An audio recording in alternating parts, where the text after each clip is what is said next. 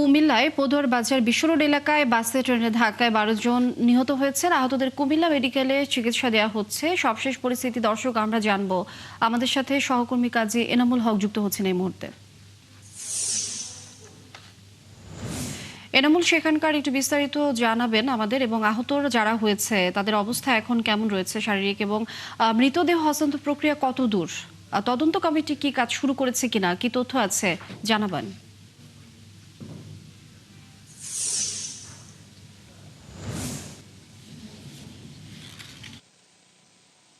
মূলত হচ্ছে যারা নিহত হয়েছেন ইতিমধ্যে নিহতের ১২ জনকে তাদের পরিবারের কাছে হস্তান্তর করা হয়েছে। তবে আহত যে ৪ জন রয়েছে গুরুতর আহত, তার মধ্যে একজনকে আইসিইউতে ভর্তি করা হয়েছে।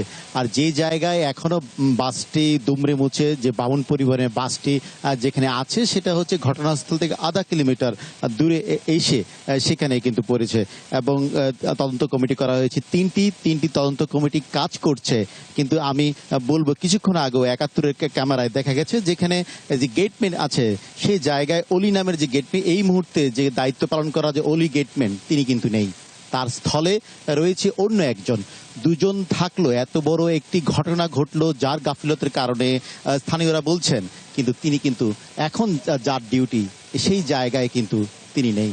অলির জায়গায় ডিউটি কাজ করছে অন্য একজন। স্থানীয়রা বলছেন যে এই যে রেল ক্রসিং গুলো আছে দুর্ঘটনার প্রবণ এলাকায়, কুমিল্লার যে রেল ক্রসিং গুলো আছে, যারা দায়িত্বরত আছে তাদের অবহেলার কারণে কিন্তু এই দুর্ঘটনা যদি লাইনম্যান যদি থাকতো, রেল ক্রসিংটিতে যদি সে কাজ করত, তাহলে কিন্তু এই দুর্ঘটনা ঘটতো না। হাসপাতালের কথা যদি বলি তাহলে ৪:৪৫ হাসপাতালে ৩৬ জনকে নেওয়া হয়, তার মধ্যে ১২ জন মারা গেছে। সেই জায়গায় ১৮ জন প্রাথমিক চিকিৎসা নিয়ে বাড়ি ফিরেছে। ৬ জন কুমিল্লা মেডিকেলে যে ভর্তি ছিল তার মধ্যে ৪ জনের অবস্থা গুরুতর, এখন একজন মুমূর্ষ অবস্থায় রয়েছে। ইতিমধ্যে ১২ জনকে তাদের পরিবারের কাছে হস্তান্তর করা হয়েছে।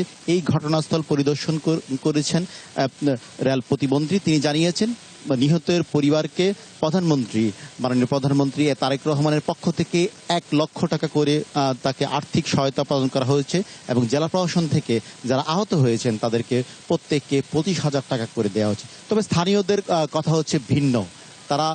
তারা চায় যে এই যে রেল ক্রসিং গুলো আছে কুমিল্লার অরক্ষিত রেল ক্রসিং, এবং এই অরক্ষিত রেল ক্রসিং এর যারা দায়িত্ব পালন করছেন তাদেরকে তদারকি করার মতো রেল প্রশাসনের রেল কর্তৃপক্ষের কেউই নেই। তার কারণে কিন্তু গত ৬টি বছরে ৪টি বড় দুর্ঘটনা ঘটেছে এই কুমিল্লায়, এবং নিহতের সংখ্যা ছাড়িয়েছে ২৬-এ।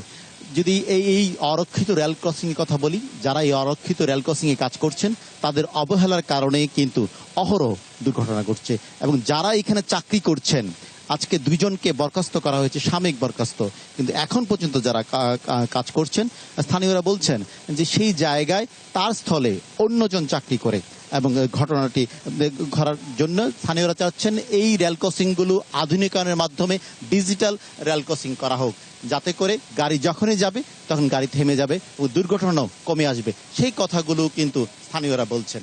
লিনিয়া। কাজী এনামুল হক, আপনি জানাচ্ছিলেন কুমিল্লার সর্বশেষ পরিস্থিতি, যে দুর্ঘটনার বিষয়টি। ধন্যবাদ আপনাকে যুক্ত হওয়ার জন্য। দর্শক, কুমিল্লা থেকে আমাদের সহকর্মী কাজী এনামুল হক যুক্ত ছিলেন। আমরা সর্বশেষ পরিস্থিতি জানছিলাম তার কাছ থেকে।